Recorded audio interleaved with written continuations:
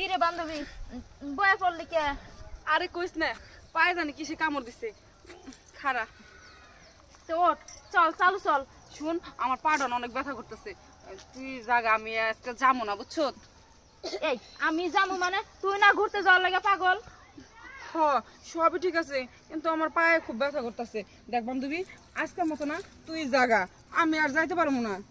না আমার মনে জানি কি কইতাছে, তুই অন্য কারণে যাবি না।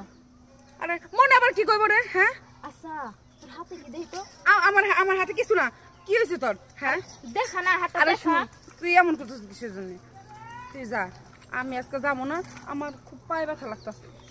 আচ্ছা তোর হাতটা আমি দেখি না। আরে না, না। দেখা তোর হাতটা। আমার হাতে কিছুই না রে। ওই হাতটা দেখি।